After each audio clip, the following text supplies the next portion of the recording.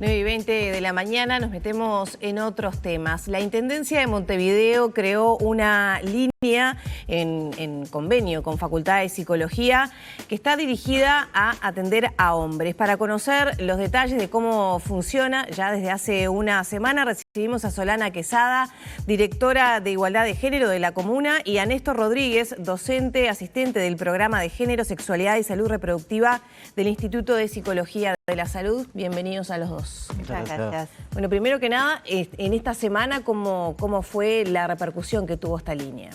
Bueno, la verdad que fue una muy buena repercusión. Esto es una experiencia que se enmarca en las políticas de género de la Intendencia, en un conjunto de acciones que venimos desarrollando en general para lograr igualdad de género. Y bueno, y no sabíamos, estamos también haciendo una experiencia que es novedosa, que es única en el país, que hay pocas experiencias también en la región, y estamos justamente mirándola de cerca y no sabíamos mucho qué era lo que iba a pasar, pero realmente en esta semana han habido muchísimas llamadas y muchísimos hombres que además han dejado mensaje cuando llaman, se comunican fuera del horario, y bueno, y la verdad que estamos contentos y mirando de cerca un poco la experiencia. ¿Qué tipo de llamados han recibido en esta primera semana? ¿Se han sorprendido con algunos de ellos? ¿Son situaciones límites, otras que no tanto? ¿Con qué se han encontrado?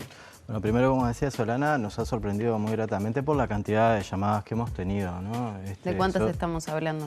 Y desde que comenzamos a funcionar el martes de la semana pasada hasta ahora, hemos recibido con unas 45 llamadas, en un promedio que dura más o menos 40 minutos cada una de las llamadas, y donde las situaciones por las cuales estos hombres están consultando tienen que ver con situaciones vitales de crisis, ya sea pérdida de empleo, situaciones de duelo, ¿no?, recientes, algunas capaz que más cronificadas, y también, porque eso es importante decirlo, también cuáles son los alcances que tiene la línea, que lo que busca también es atender algunas dificultades que son como propias del relacionamiento masculino, sobre todo, por ejemplo, padres con sus hijos que no saben cómo proceder, situaciones conflictivas a las cuales puedan enfrentar, y eso también está enmarcado en la atención que se busca brindar desde el servicio. ¿Qué características tienen los hombres que se necesita esta atención específica, corriéndonos un poco de la situación de violencia de género que normalmente orientaba este tipo de líneas de ayuda? En realidad ahí, bueno, un poco como decía Solana, digo, nosotros cuando empezamos como el diseño, ¿no?, de la propuesta, lo que se buscaba era no hacer foco en las situaciones de violencia, ¿no? Entonces, que ahí ya también abre como un espectro mucho más amplio. Y las características de estos hombres que están apareciendo, por lo menos que llaman una línea, digamos un denominador común, es la necesidad de ser escuchados, de no tener espacios para poder hablar de las problemáticas que tienen, que son problemáticas que muchas veces los interpelan desde el punto de vista emocional y que no encuentran otros lugares u otras personas con las cuales hablar. Es decir, se sienten como más cómodos hablando con una persona que es desconocida del otro lado del teléfono, o llorando hasta inclusive, que con una persona que sea conocida. Nosotros creemos que eso también tiene que ver con una perspectiva de género, que es que los hombres nos cuesta mucho demostrar los afectos frente al otro, sobre todo aquellos que son como más relacionados a tristeza o angustia, porque es una señal de debilidad, y tampoco nos enseñan en la cultura ni en la sociedad que estamos a ser débiles y a demostrar nuestra debilidad. Ahora, ¿cómo funciona?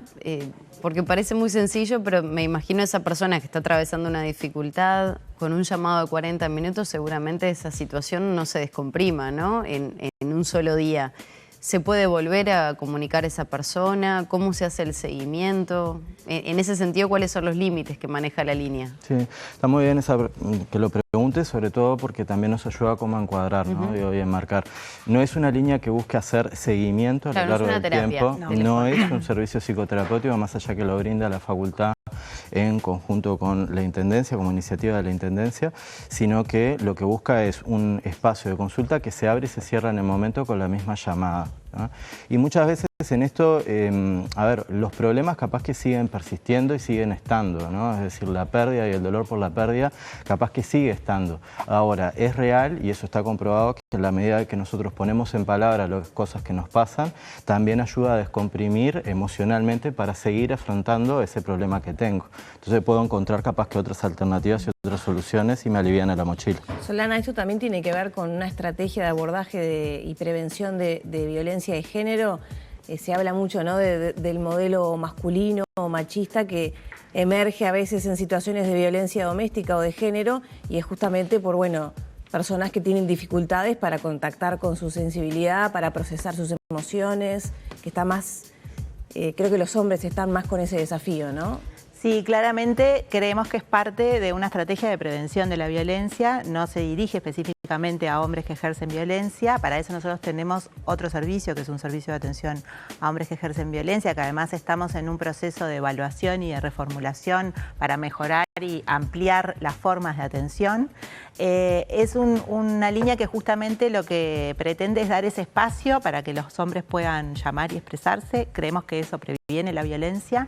Además que de alguna manera se basa en estadísticas y en dimensiones que hacen a la problemática que viven los hombres, que tienen, por ejemplo, baja percepción del riesgo y tienen pocas conductas de autocuidado. Acceden poco a los servicios de salud para la prevención y en general cuando van a un servicio de salud es porque ya tienen una situación instalada de riesgo, de una enfermedad ya instalada y no para la prevención. Son quienes más protagonizan los accidentes de tránsito fatales. El 70% de los accidentes de tránsito donde fallecen personas, fallecen hombres, y además se suicidan mucho más que las mujeres.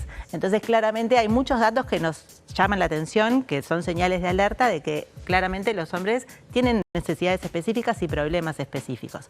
El hecho que hagamos esto con la Facultad de Psicología, además de la atención y el abordaje especializado, también nos va a permitir conocer la demanda, ¿no? También esto tiene un componente de investigación y de poder dimensionar, realizar un diagnóstico, analizar sociodemográficamente esto, quiénes llaman, qué edades tienen, qué tipo de cosas plantean, para así poder pensar nuevas acciones. Es una experiencia piloto que estuvimos también analizando en la región y no hay muchas, hay una línea en Bogotá y no hay más nada en América Latina. Entonces realmente nos parece que es un paso importante, necesario y que va a abonar a prevenir la violencia de género, pero también va a abonar a ese cambio cultural profundo que necesitamos como sociedad en el momento donde estamos. Las mujeres nos hemos corrido del lugar y exigimos y queremos que pasen determinadas cosas en los vínculos entre hombres y mujeres, y bueno, también es necesario que ese movimiento se dé desde los hombres y que podamos todos poder generar relaciones igualitarias, y para eso pensamos que esta es una más de las acciones que hacemos en un conjunto de acciones que van a ayudar a eso. ¿Dentro de esos llamados han recibido alguno con una intención de autoeliminación, por ejemplo? Sí, sí. Nosotros, para que tengan una idea, tenemos protocolizadas determinadas acciones, y una de las dimensiones que se incorpora en la atención tiene que ver con la valoración de riesgo. Entonces, en función de eso se valoran las situaciones que se reciben en bajo, mediano y alto riesgo. Aquellas situaciones de alto riesgo son las que son catalogadas como un riesgo para sí o para terceros, ¿no? Y ahí se accionan determinadas intervenciones en conjunto con el equipo. ¿Y cómo funciona en ese sentido? Llama una persona que le señala a usted y les dice que se quiere autoeliminar, ¿y qué pasa a partir de eso? Ahí lo que se hace es, bueno, a partir de un trabajo en equipo con los propios operadores que están interviniendo, mientras alguien mantiene la persona en línea tratando de brindar contención, también se buscan referentes de la propia persona que puedan brindar el apoyo en ese momento, ¿no? O sea, es una acción en el momento a los efectos de evitar justamente que haya una situación, un desenlace más trágico. Y después de eso se conecta, digamos, con servicios prestadores de salud que tenga la persona. ¿Sí? 0800 51 51, ahora lo vamos a poner allí en... 1950, perdón, 1950 51 51. Ahí está la línea para que ustedes la vean y también el horario. ¿Qué formación tienen quienes atienden esos llamados? Son psicólogos y trabajadores sociales, profesionales, y bueno, después también se integran estudiantes que están desarrollando su práctica integral, que es la práctica previa a la práctica de egreso, digamos, no es la práctica previa al egreso, que no hacen atención, sino que brindan, digamos, también su apoyo como estudiantes, las cosas que pueden hacer en el marco del servicio, y se forman una agenda temática vinculada al servicio. La línea está atendida por hombres, que eso también fue una definición que tuvimos, para que justamente quien llame se sienta identificado y tenga de alguna manera sentirse como en un ambiente de confianza. Ahora, ¿cómo funciona? Llama una persona, tiene que brindar sus datos. No. ¿Qué tipo de información se brinda también para la preservación, ¿no? Sí.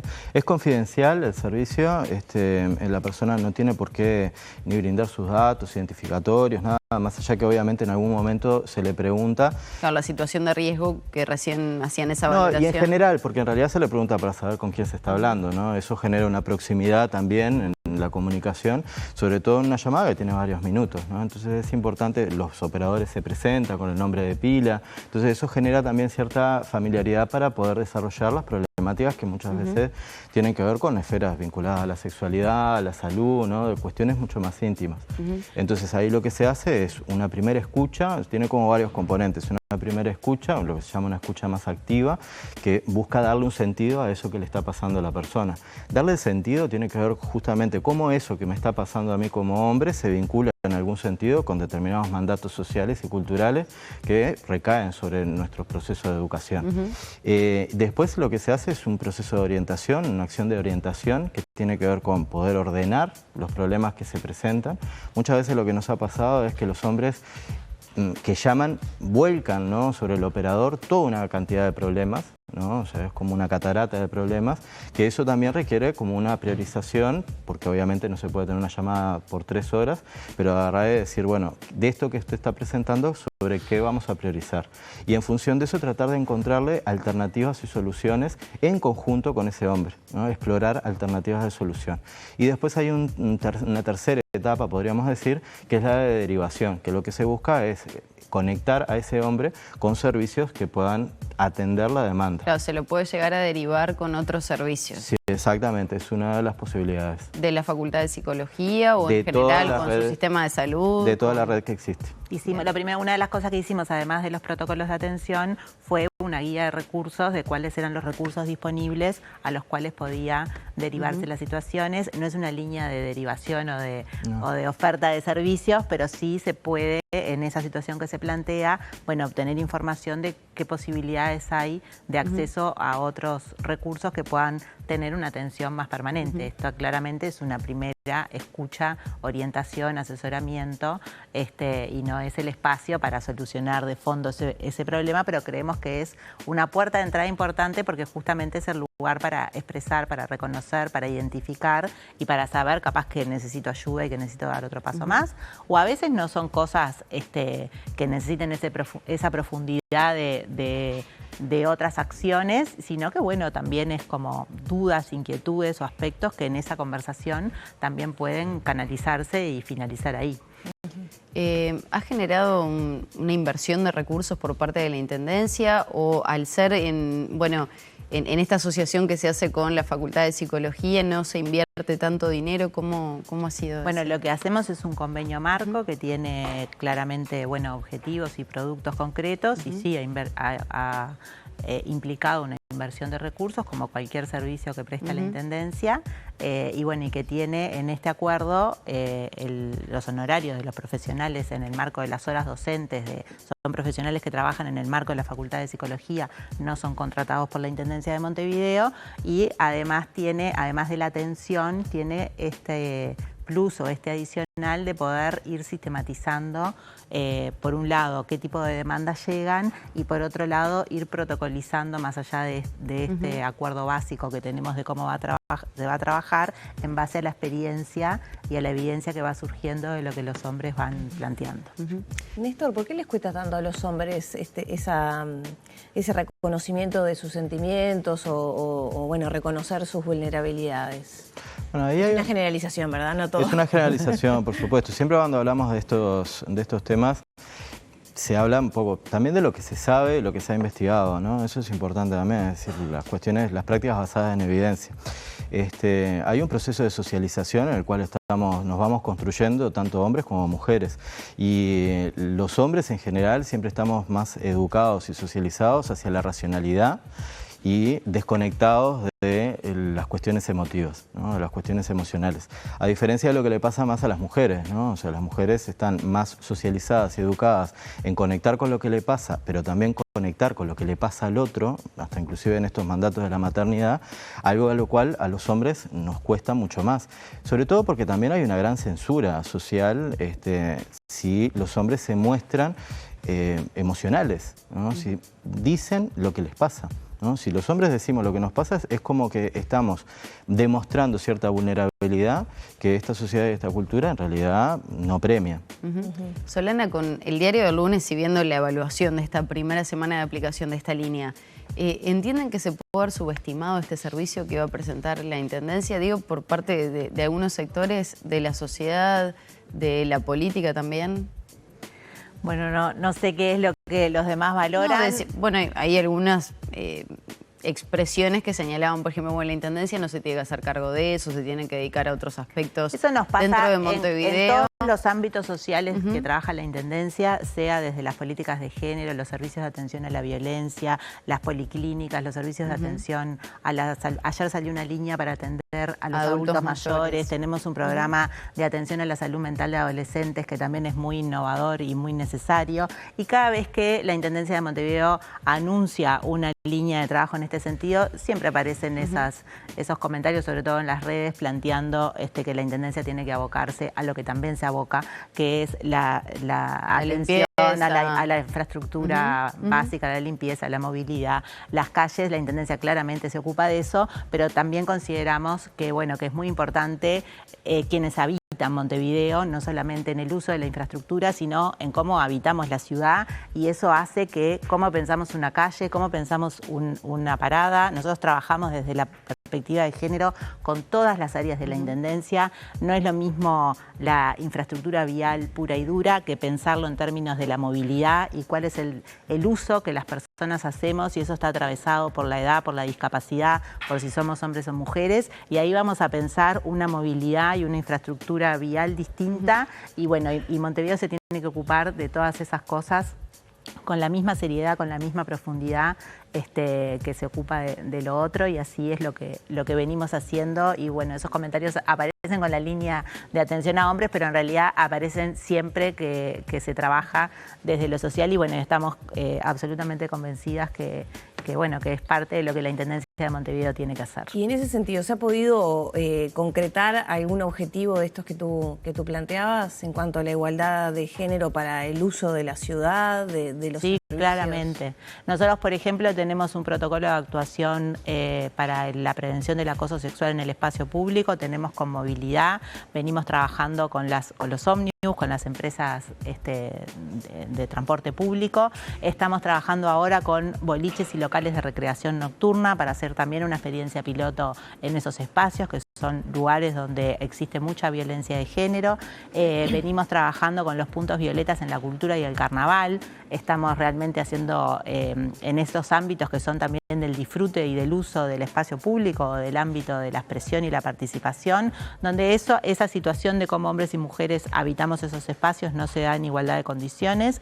Y bueno, entonces es eso, todas las políticas de la Intendencia de alguna manera esta dimensión la incorporan, y es lo que se llama tener, asumir que ninguna política, ninguna acción que hagamos es neutra, en este caso la desigualdad de género, porque todo lo que hacemos impacta en mantener las desigualdades que existen o tratar de revertirlas. ¿Se podría ampliar el horario de atención? ¿De la línea? Sí, bueno, que va de 18 a 21 horas. Estamos por ahora probando en la primera semana, de lunes a viernes de 18 a 21, y bueno, y veremos con el tiempo si es necesario parte de esa mirada y ese aprendizaje